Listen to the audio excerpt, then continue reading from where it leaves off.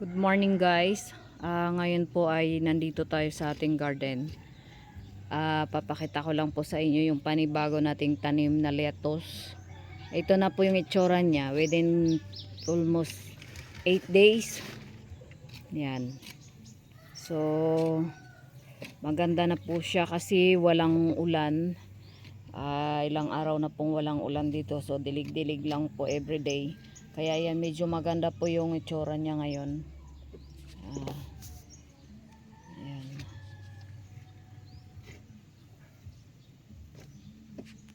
Siguro po mga 2 weeks pa to, mag-harvest na po tayo ng panibago kapag ano. Ayan. Ganda po sila, magaganda. Sana po wag lang bagsakan ng ulan na napakalakas. Kasi kapag malakas na po yung ulan natatanga yung mga cow manure, yung fertilizer po, mga pataba na nilagay, organic. Ayan. Maganda po, grabe, sarap, ano na po tignan, mouth watering. Ay, grabeng ganda po. Ayan.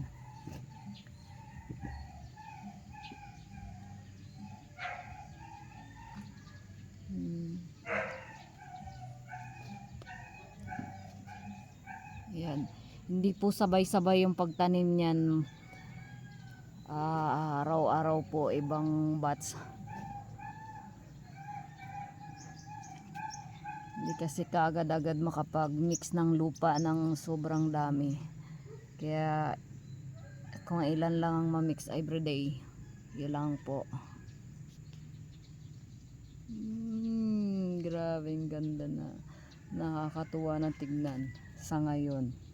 Dahil walang ulan.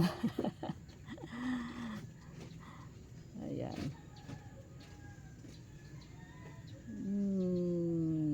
Ayan po, hanggang dyan yung mga after 2 weeks po maibibinta na natin yan. Ayan. Then dito po may panibago kaming variety na naka seedling tray pa, walang tawag dito, bago pa lang po namin ita-transplant yan. Yan po yung right ano niya na para i-transplant na. Ayan, green wave po yan, green wave. Ito naman pong isang to ay red rapid po yan. Yan, oh, ganda. Sobrang ganda. Dito pa sa kabila yung kanyang mga kasabayan. Yay, ganda. Ayan.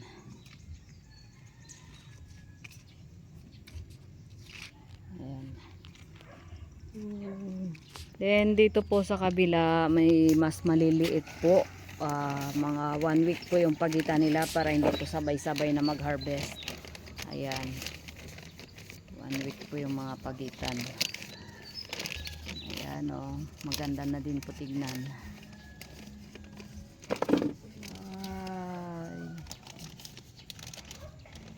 Ayan.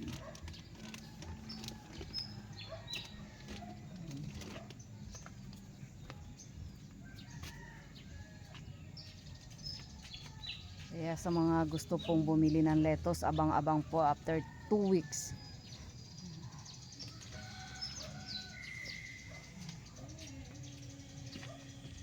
Yay. Kaya lang po meron pala kaming naging problema or consequence. Kasi po yung ginamit naming ipa, yung medyo sariwa pa, bagong galing sa ano. Ayan po ang nangyari, may mga tumutubo pong palay, kaya binubunot po namin isa-isa yan everyday. Kaya medyo may dagdag trabaho kami. Ayan po. Kasi dati po yung binibili naming ipa, yung naka ano na po, durog na siya, naka medyo tumagal na. Ito po kasi wala kaming mabilihan last time, kaya okay lang po na bagong ano lang na ipang nabili namin. Pero ito pa lang nangyari, oh. Pagdating ng nung inulan, ayan na po ang nangyari, dami nila, kaya po araw-araw namin binubunot yan. Dami po. Yun po ang naging ano namin, problema sa ipa. Pero okay lang. Medyo nadagdagan lang yung trabaho namin. Ayan, dito po tayo sa kabila.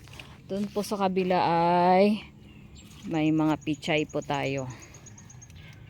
Pichay naman po ang ating ano dito sa area na to. Ayan. Ayan na po ang ating mga pichay. Mga ano pa lang po yan, 4 days na na-transplant. Ayan. Ang pichay natin.